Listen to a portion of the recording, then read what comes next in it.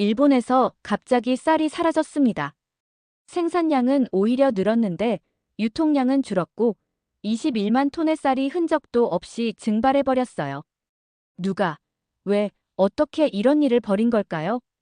빈 진열대를 바라보며 일본 할머니가 한숨을 내쉬었습니다. 이제 우리는 쌀도 제대로 살 수 없는 나라가 됐나? 그 말을 들은 순간 저는 기자로서 무언가 심각한 문제가 있음을 직감했어요. 해당 사연은 해외 커뮤니티에 올라온 사연자의 실제 사연을 바탕으로 재구성된 이야기입니다. 감동세계 오늘의 사연 시작하겠습니다. 그 전에 잠깐 구독, 좋아요, 알림 설정 부탁드립니다. 안녕하세요. 저는 일본 NHK 도쿄 지국에서 경제부 기자로 일하고 있는 하야시 타쿠야라고 합니다. 올해 30살이 되었는데요. 저는 평소 일본의 전통과 문화에 자부심이 강한 편이었어요. 하지만 최근 우리나라에서 벌어진 일을 여러분께 알려드리지 않을 수 없네요. 지난달부터 일본 전역에서는 믿기 힘든 일이 벌어지고 있었습니다. 바로 쌀 부족 사태예요. 제가 취재를 위해 도쿄 시내의 한 편의점에 들어섰을 때 평소 같으면 빼곡히 채워져 있어야 할 삼각김밥, 진열대가 반쯤 비어있는 모습을 보고 깜짝 놀랐죠. 오늘도 품절인가요? 언제부터 이런 상황이었나요? 제가 물었더니 편의점 직원은 지친 표정으로 대답했어요. 한 달 전부터요. 아침에 들어오는 물량이 예전의 절반도 안 됩니다. 특히 고급 쌀로 만든 상품은 들어오자마자 매진돼요. 저는 이 현상이 단순한 일시적 공급 부족인지 확인하기 위해 근처 슈퍼마켓으로 발걸음을 옮겼어요. 그런데 상황은 훨씬 심각했습니다. 쌀 코너는 대부분 품절 상태였고 남아있는 몇 안 되는 제품들은 가격이 거의 2배로 뛰어 있었어요. 5kg 포장에 4만 엔이라니. 작년에는 2만 4천 엔이었는데 말이죠. 제가 그 자리에 멍하니 서 있는데 70살쯤 되어 보이는 노인 한 분이 다가와 말씀하셨어요. 중국인들이 한꺼번에 다 사가거든요. 저는 그 말에 귀가 쫑긋해졌습니다. 중국인이요? 제가 되묻자 노인은 고개를 끄덕이며 말씀하셨죠. 네, 관광객인지 여기 사는 사람인지는 모르겠지만 매일 아침 와서 한 번에 10포씩 사가요. 우리 같은 사람은 물량 들어오는 시간에 맞춰 와도 살 수가 없어요. 이 말을 듣는 순간 저는 머릿속이 하얘졌어요. 중국인들의 대량 구매. 이게 쌀 부족의 원인인가? 이 의혹을 확인하기 위해 다음 날 바로 농림수산성을 찾았습니다. 한 고위 관계자와의 인터뷰에서 저는 물었어요. 쌀 가격이 급등하고 품귀 현상이 벌어지고 있는데 정부 차원의 대책은 무엇입니까? 그런데 돌아온 대답은 실망스러웠습니다. 머리가 희끗희끗한 그 관료는 책상 위 서류를 만지작거리며 느릿느릿 말했어요. 현재 상황을 면밀히 모니터링하고 있습니다. 비축미 방출을 검토 중이며 투기 세력에 의한 매점 매석 가능성도 조사하고 있습니다. 더 구체적인 답을 얻기 위해 저는 날카롭게 물었죠. 작년 쌀 생산량은 오히려 18만 톤 증가했는데 왜 유통량은 21만 톤이나 감소했습니까? 이 21만 톤은 어디로 갔습니까? 관료는 잠시 당황한 기색을 보이더니 목을 가다듬었어요. 여러 요인이 있을 수 있습니다. 외국인 관광객 증가와 지진 이후 비상식량 확보 등이. 그리고 조사 중이라 확실한 답변을 드리기는. 인터뷰가 끝나고 사무실을 나서는 순간 제 가슴 속에서는 분노가 치밀어 올랐습니다. 대책은 없고 변명만 가득하다. 일본 정부는 도대체 뭘 하고 있는 거야? 이 상황을 제대로 이해하기 위해 저는 취재의 범위를 넓혀야겠다고 결심했어요. NHK 회의실에서 저는 취재 자료를 정리하며 동료들과 열띤 토론을 벌였어요. 해외 수입으로 대체하면 되지 않냐는 의견도 있지만 일본인들은 일본 쌀 아니면 안 먹어. 그게 현실이야. 이건 우리나라 사람들의 강한 고정관념이었죠. 젊은 여성 기자가 손을 들고 의견을 냈어요. 중국 수출 루트를 더 확인해 봐야 할 것 같아요. 업계에서는 고소득 중국인들 사이에서 일본 쌀 인기가 급상승했다는 이야기가 있어요. 저는 고개를 끄덕이며 말했습니다. 맞아. 그리고 한 가지 더 궁금한 게 있어. 인접국인 한국은 어떻게 대응하고 있는지. 한국도 중국과 가깝고 쌀 문화가 비슷한데 왜 유사한 문제가 없는지 알아보려고 해. 그 말에 제작국장이 의아한 표정으로 물었죠. 뭐하러 한국까지 가? 어차피 일본 쌀 없으면 한국도 난리 났겠지. 우리 취재에 집중하는 게 낫지 않아? 다른 기자도 비아냥거리듯 말했어요. 특히나 한국은 중국에 더 많이 노출되어 있잖아요. 아마 더 심각할걸요? 솔직히 저도 속으로는 비슷하게 생각했어요. 한국은 이미 중국 상인들에게 완전히 휘둘리고 있을 거야. 그래도 객관적인 비교 취재를 위해 한국 방문을 결정했습니다. 취재 승인 부탁해요. 이번 주말에 다녀오겠습니다. 그렇게 저는 한국행 비행기에 몸을 실었어요. 인천국제공항에 도착해 입국장을 빠져나오는 순간 저는 첫 번째 충격을 받았습니다. 스마트폰 하나로 간단히 입국 신고를 마치고 얼굴 인식 게이트를 통과하자 불과 몇 분 만에 입국 절차가 완료된 거예요. 저는 너무 놀라 입이 떡 벌어졌어요. 이렇게 빠를 수가? 몇 달 전 뉴욕 출장 때는 1시간 넘게 기다렸는데 인천공항에서 서울로 향하는 공항철도에 탑승하면서도 놀라움은 계속됐습니다. 열차 내부는 깨끗했고 승객들은 대부분 스마트폰으로 무언가에 집중하고 있었죠. 열차 내 스크린에는 실시간으로 날씨와 뉴스, 다음 역 정보가 흘러나왔어요. 이 모습을 보면서 저는 도쿄의 지하철을 떠올렸어요. 낡은 좌석, 종이 신문을 읽는 사람들, 그리고 한국보다 확실히 뒤떨어진 정보 시스템. 저는 무의식적으로 혀를 찼죠. 우리가 첨단 국가라고 생각했는데 1시간 후 서울역에 도착해 지하철로 갈아타면서 두 번째 충격을 받았어요. 역사 전체가 깔끔하게 정리되어 있었고 디지털 안내판은 실시간으로 열차 위치를 알려주고 있었습니다. 특히 놀라웠던 건 모든 승객이 휴대폰으로 교통카드 결제를 하는 모습이었어요. 저는 아직도 일본에서 종이 승차권을 구매하는 일이 많았거든요. 숙소에 짐을 풀고 바로 한국농림축산식품부를 방문하기로 했습니다. 청사에 도착하자 또 한 번 놀라움을 금치 못했어요. 정부 청사 전체가 첨단 디지털 시스템으로 운영되고 있었거든요. 출입증 발급도 몇 초 안에 완료되었고 안내 로봇이 저를 담당자의 사무실까지 안내해줬습니다. 이건 일본보다 20년은 앞서 있는데 저는 혼잣말을 중얼거렸어요. 그 순간 제 머릿속에서는 일본에 대한 자부심이 조금씩 흔들리기 시작했습니다. 농림축산식품부 사무실에 들어서자 저를 맞이한 것은 깔끔한 정장 차림의 한 남성이었어요.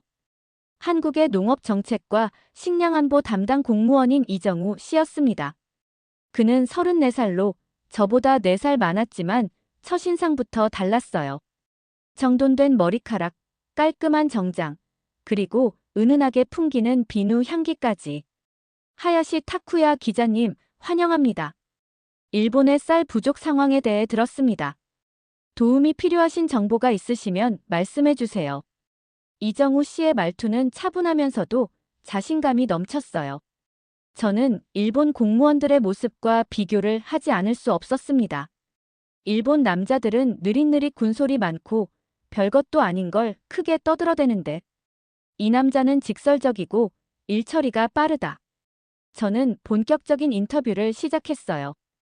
한국은 일본과 마찬가지로 쌀 문화가 강한 나라인데 최근 일본에서 벌어지고 있는 것 같은 쌀 부족 현상이 없는 이유가 궁금합니다. 이정우 씨는 태블릿을 꺼내 실시간 데이터를 보여주며 설명을 시작했어요. 우리나라는 식량 안보를 국가 안보의 일환으로 보고 있습니다.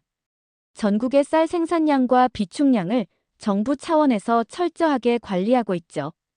그가 화면을 넘기자 전국 각지의 쌀 생산량, 비축량, 소비량이 실시간으로 업데이트되는 시스템이 눈앞에 펼쳐졌어요. 저는 너무 놀라 숨이 멎는 줄 알았습니다. 이 시스템은 인공지능 기반으로 운영되며 생산 이상 징후나 소비 패턴의 변화를 즉시 감지해 대응합니다. 중국 바이어들의 대량 구매 시도도 이 시스템을 통해 감지되죠. 저는 깜짝 놀라 물었어요. 중국 바이어들의 구매 시도가 있었나요? 이정우 씨는 고개를 끄덕였습니다.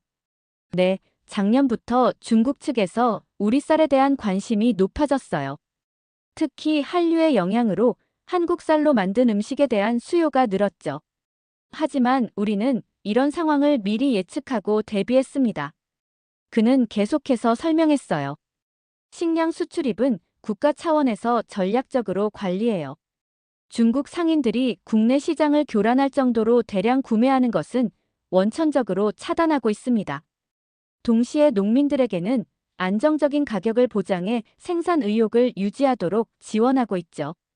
저는 감탄을 금치 못했어요. 이렇게 운영하면 일본도 쌀 부족 같은 사태를 막을 수 있었을 텐데. 이정우 씨는 미소를 지으며 덧붙였습니다. 우리 시스템의 핵심은 예방에 있습니다. 문제가 발생한 후 대응하는 것보다 문제가 발생하지 않도록 미리 관리하는 거죠. 저는 일본과 한국의 행정 시스템 차이에 절망을 느꼈어요. 일본에서는 문제가 심각해진 후에야 비축미 방출을 검토한다고 했는데 한국은 문제가 발생하기도 전에 이미 대응책을 마련해두고 있었으니까요. 인터뷰가 끝난 후 이정우 씨는 저를 데리고 농림축산식품부의 식량안보관리센터로 안내했어요. 그곳에는 대형 스크린이 벽면을 가득 채우고 있었는데 전국 각지의 농산물 생산과 유통 현황이 실시간으로 표시되고 있었습니다. 여기서는 쌀뿐만 아니라 감자, 밀, 콩 등 주요 농산물의 생산과 유통을 모두 모니터링합니다. 이상 징후가 포착되면 즉시 개입할 수 있는 시스템이죠. 저는 너무 놀라 가슴이 쿵쾅거렸어요. 우리나라에서는 상상도 할 수 없는 시스템이었습니다. 이정우 씨와의 대화가 깊어질수록 저는 더 많은 충격을 받았어요. 그는 농업 정책 전문가로서 세계 식량 시장의 동향부터 기후변화에 따른 농업 변화까지 해박한 지식을 갖고 있었거든요. 한국의 공무원 시스템은 어떻게 운영되나요? 제가 물었더니 이정우 씨는 자세히 설명해 주었습니다. 우리는 철저한 실력주의를 바탕으로 공무원을 선발하고 지속적인 교육과 평가를 통해 전문성을 유지합니다. 제가 속한 농림축산식품부만 해도 직원들의 30%가 해외 유학 경험이 있고 50% 이상이 석사 이상의 학위를 보유하고 있죠. 저는 말문이 막혔어요. 일본 공무원들과는 차원이 달랐습니다. 그렇다면 의사결정 과정은 어떻게 이루어지나요? 우리는 빠른 결정, 신속한 실행을 원칙으로 합니다. 문제가 발생하면 즉시 태스크포스를 구성해 대응하고 의사결정 과정을 최대한 간소화해요. 물론 충분한 데이터와 분석을 바탕으로 하죠. 이것이 일본과의 가장 큰 차이점이었어요. 일본에서는 의견 일치를 중시하다 보니 결정이 늦어지고 그 사이에 상황이 악화되는 경우가 많았거든요. 점심시간이 되자 이정우 씨는 저를 구내식당으로 안내했어요. 그곳에서 또 한 가지 놀라운 점을 발견했습니다. 식당 입구에 설치된 디스플레이에는 그날 사용된 쌀의 생산지와 영양정보, 심지어 잔반량까지 실시간으로 표시되고 있었어요. 이건 또 무엇인가요? 제가 호기심에 물었죠. 식량 낭비를 줄이기 위한 시스템입니다. 얼마나 많은 음식이 버려지는지 가시화함으로써 자원 절약 의식을 높이고 동시에 급식 계획을 최적화하는 데 활용하고 있어요. 덕분에 지난 3년간 식당 음식물 쓰레기가 40% 감소했습니다. 작은 부분까지 데이터를 활용해 효율성을 높이는 모습에 저는 감탄을 금치 못했어요. 일본에서는 상상도 할 수 없는 시스템이었습니다. 식사를 마치고 돌아오는 길에 이정우 씨는 제게 물었어요. 오후에는 어떤 계획이 있으신가요? 쌀 유통 시스템을 좀 더 자세히 보고 싶습니다. 특히 중국 상인들의 대량 구매를 어떻게 관리하는지 궁금해요. 이정우 씨는 미소를 지으며 휴대폰을 꺼냈습니다. 그럼 농산물유통정보원과 쌀 도매 시장을 방문해 보시는 게 좋겠네요. 제가 미리 연락해 두겠습니다. 그가 몇 분 동안 메시지를 주고받더니 말했어요. 모든 준비가 됐습니다. 1시간 후에 차량이 여기로 올 거예요.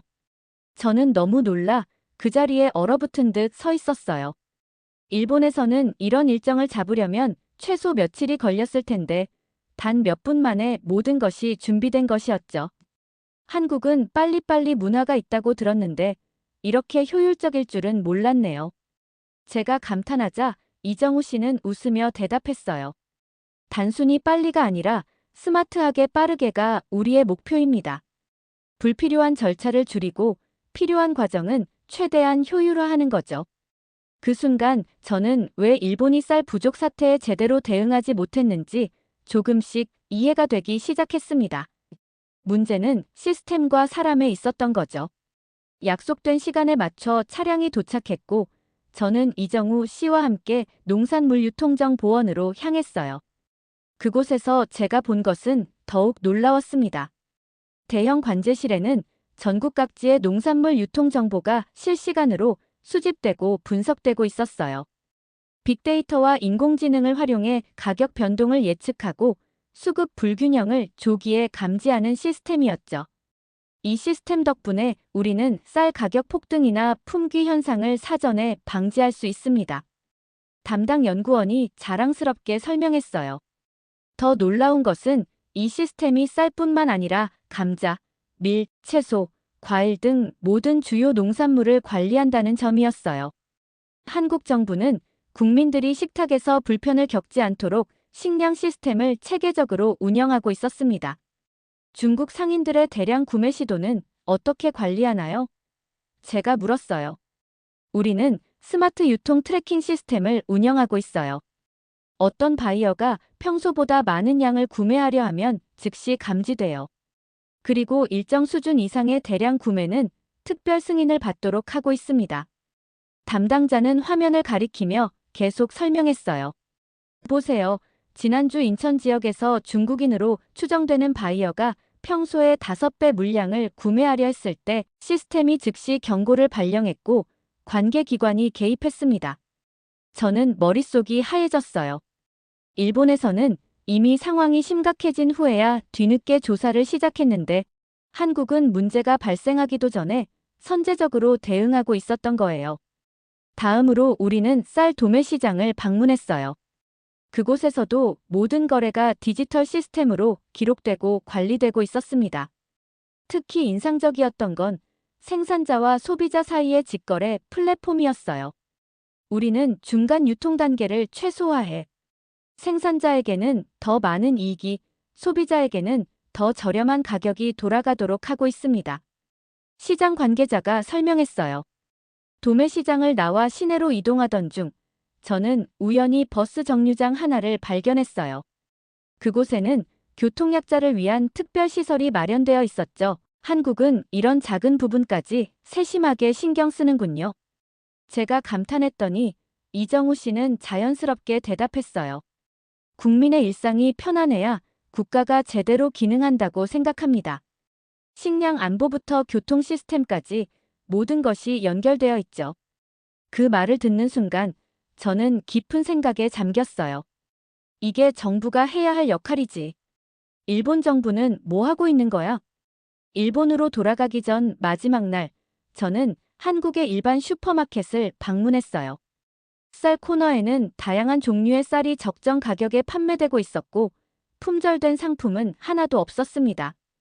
그리고 놀랍게도 각 제품에는 QR코드가 부착되어 있어 소비자가 스캔하면 해당 쌀의 생산지, 재배 방식, 유통 과정을 모두 확인할 수 있었어요.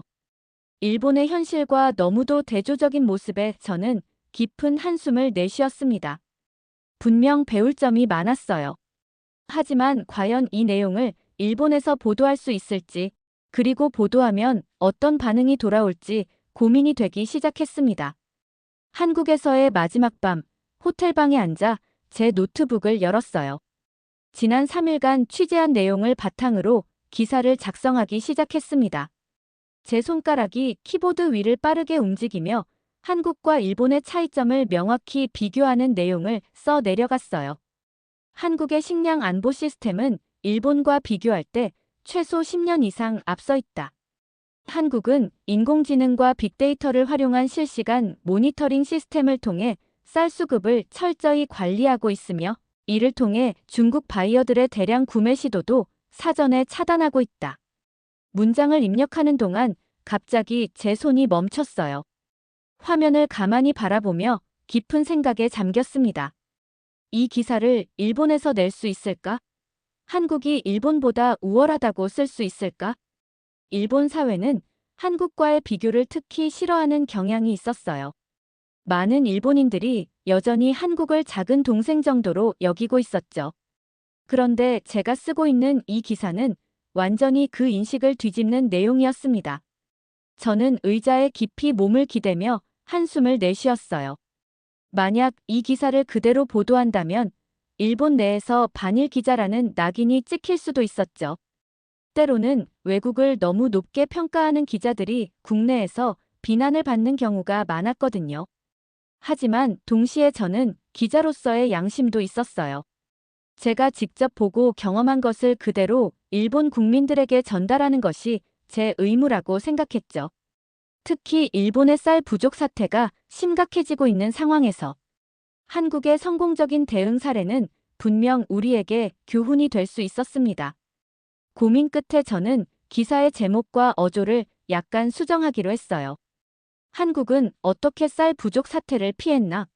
라는 좀 더 중립적인 제목으로 바꾸고 비판의 강도를 조금 낮추었습니다. 하지만 핵심 사실은 그대로 유지했어요. 한국의 시스템이 더 효율적이고 선진적이라는 점, 그리고 일본이 배울 점이 많다는 내용을 밤늦게까지 기사를 다듬은 후 저는 도쿄 본사에 초안을 이메일로 보냈어요. 그리고 내일 돌아가서 편집장과 직접 논의하기로 했습니다. 다음 날 아침 인천공항으로 가는 길에 한국의 거리를 마지막으로 바라보았어요. 깔끔하게 정리된 도로, 첨단 빌딩들, 그리고 어디서나 볼 수 있는 디지털 정보 시스템들. 이 모든 것이 일본과는 다른 모습이었죠. 비행기를 기다리며 공항 라운지에 앉았을 때 저는 문득 주변을 둘러보았어요. 한국 사람들은 손에 들고 있는 스마트폰으로 온라인 쇼핑을 하거나 영화를 보거나 업무를 처리하고 있었습니다. 그리고 저도 모르게 제 손에 들린 종이 신문이 갑자기 구식으로 느껴졌어요. 우리는 언제부터 뒤처지기 시작한 걸까? 이런 생각이 제 마음을 무겁게 눌렀습니다. 한때 아시아의 기술 강국이었던 일본이 이제는 디지털 혁신에서 뒤처지고 있다는 사실을 인정하기 쉽지 않았어요. 비행기에 탑승한 후 창밖을 내다보며 저는 또 다른 고민에 빠졌습니다. 과연 제 기사가 일본 사회에 어떤 영향을 미칠 수 있을까? 사람들이 이 비교 기사를 통해 변화의 필요성을 느낄 수 있을까? 아니면 그저 한국을 찬양하는 또 하나의 반일 기사로 치부될까? 그리고 가장 중요한 질문. 저는 제 조국인 일본을 사랑하는 기자로서 이런 비판적인 기사를 써도 괜찮은 걸까? 이 질문에 대한 답을 찾기 위해 저는 비행 내내 고민했어요. 도쿄에 도착해 회사로 향하는 택시 안에서 제 머릿속에는 한 가지 확신이 생겼습니다. 진정한 애국심은 자국의 문제점을 직시하고 개선하려는 노력에서 나온다. 저는 일본을 위해 이 기사를 반드시 보도해야 한다고 결심했어요. 도쿄 하네다 공항에 도착한 저는 바로 NHK 본사로 향했어요. 회사 건물에 들어서는 순간 묘한 긴장감이 몸을 감쌌습니다. 엘리베이터를 타고 편집부가 있는 8층으로 올라가며 제 심장은 점점 빠르게 뛰기 시작했어요. 편집장인 야마모토 씨는 제 얼굴을 보자마자 표정이 굳어졌습니다. 하야시 군, 내가 보낸 기사 초안을 읽었네. 그의 목소리에는 서늘함이 묻어났어요. 한국 취재는 어땠나? 그가 물었죠. 정말 눈이 띄었습니다. 한국의 식량 안보 시스템은 우리가 생각했던 것보다 훨씬 선진화되어 있었어요. 특히 중국 바이어들의 대량 구매를 선제적으로 차단하는 시스템이 인상적이었죠. 야마모토 씨는 책상 위에 놓인 제 기사 출력본을 집어들었어요. 이 기사, 그대로는 못 내보내겠네. 너무 한국을 찬양하는 내용이야. 우리 시청자들은 이런 걸 원하지 않아.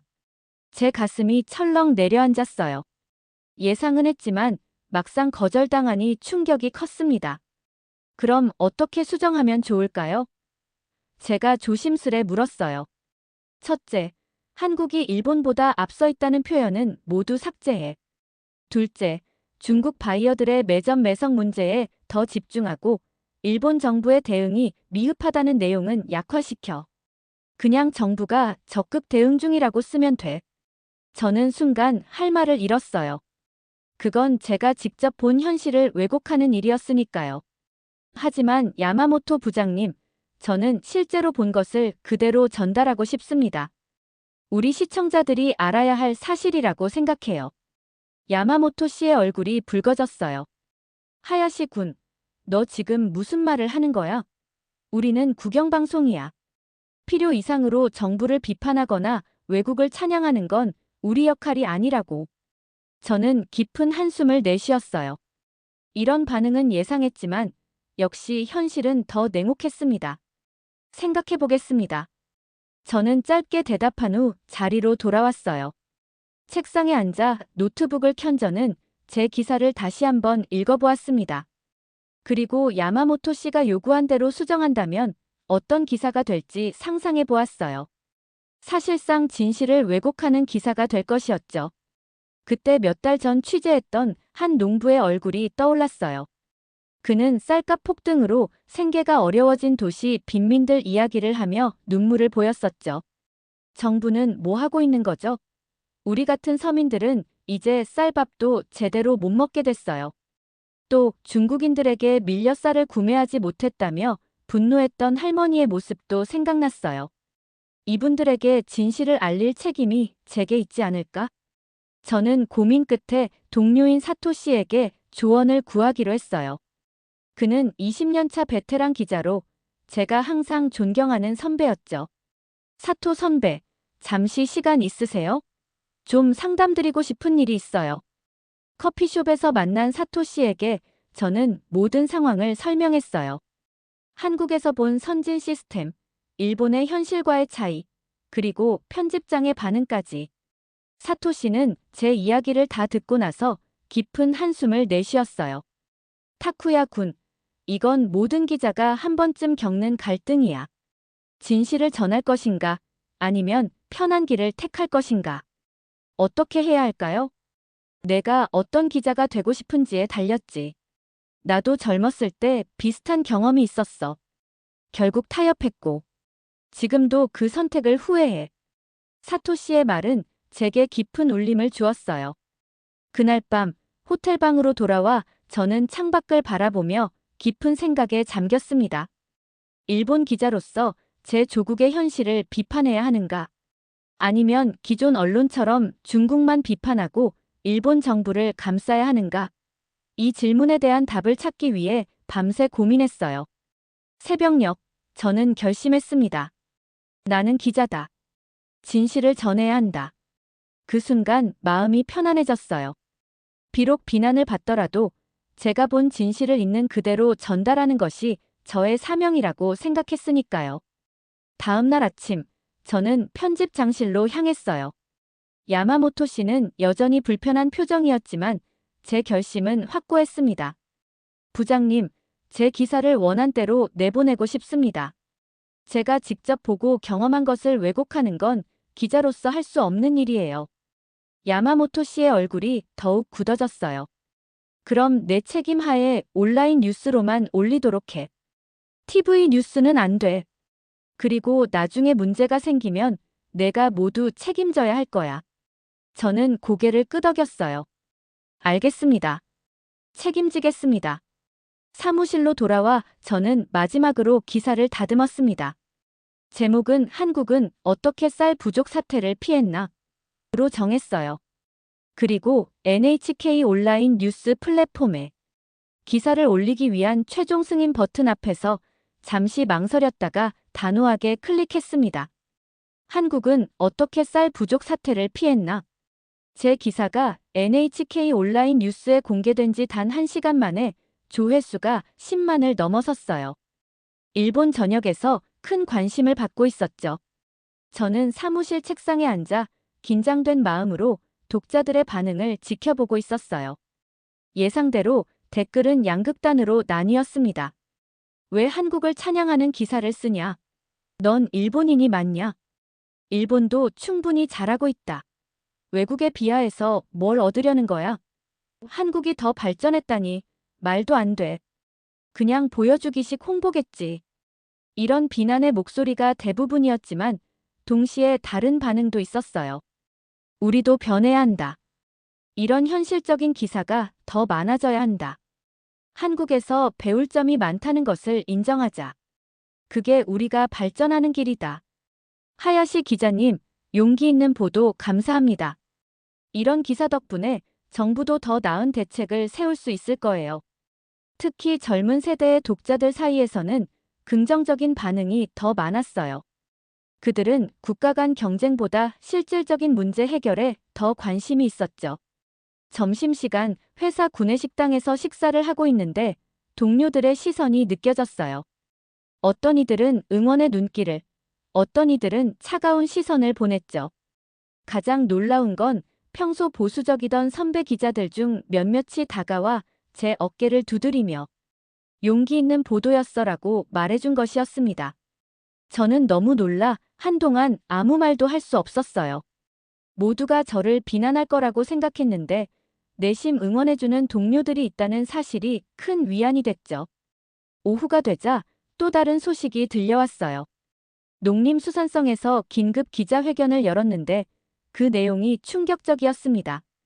쌀 부족 사태와 관련해 보다 적극적인 대응을 하겠다는 발표였어요.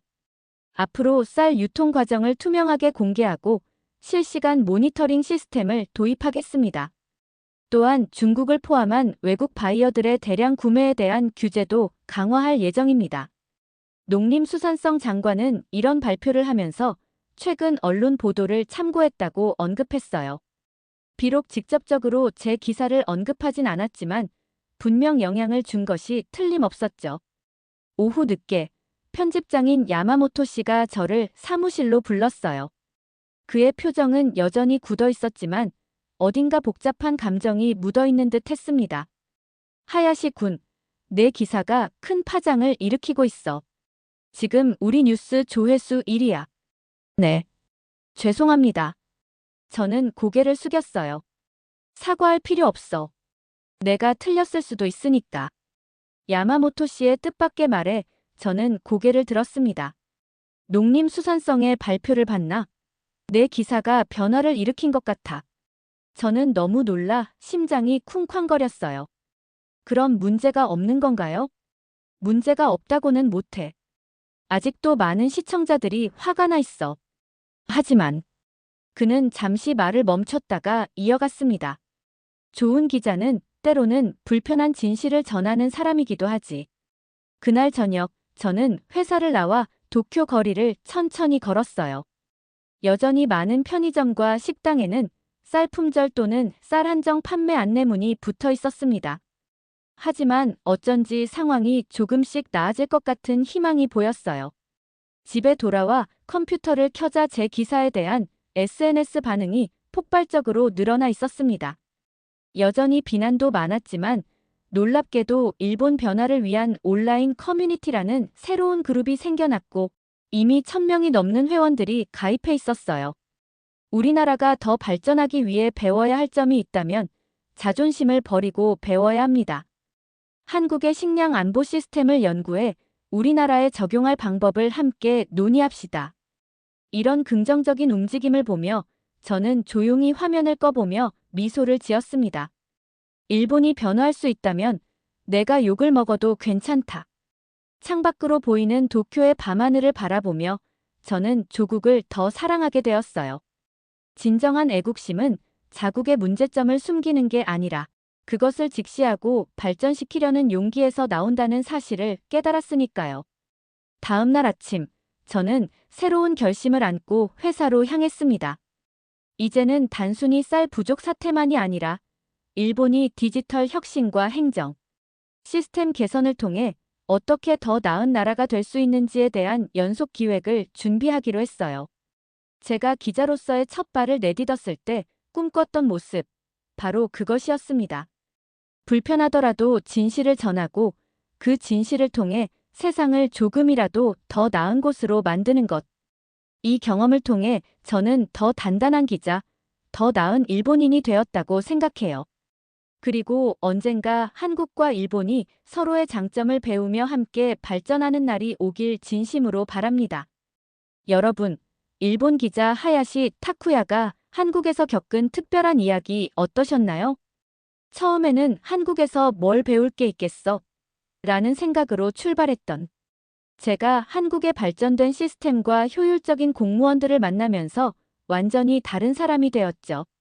특히 인상적이었던 것은 스마트 식량 관리 시스템, 디지털화된 공공서비스, 신속한 의사결정 문화와 함께 국민의 일상을 더 편안하게 만들기 위해 노력하는 정부의 세심함이었습니다. 단순히 첨단 기술만이 아니라 그 기술을 국민 삶의 질 향상에 실질적으로 활용하는 모습이 감동적이었어요. 혹시 여러분 주변에도 치킨 배달, 빠른 인터넷, 편의점 문화에 깜짝 놀란 외국인 친구 있으신가요? 아니면 반대로 해외여행 갔다가 아, 한국이 천국이었어 하고 깨달은 순간이 있으신가요? 댓글로 여러분만의 재미있는 경험담 들려주세요. 여러분의 댓글은 감동세계가 더 좋은 사연으로 찾아올 수 있는 원동력입니다. 오늘 사연이 좋았다면 구독, 좋아요, 알림 설정 부탁드리며 영상 끝까지 시청해주셔서 너무 감사드리고요. 감동세계는 더 좋은 영상으로 다시 찾아뵙겠습니다. 늘 건강 조심하시고 알차고 즐거운 하루 되세요. 감동세계였습니다. 고맙습니다. 그리고 늘 사랑합니다.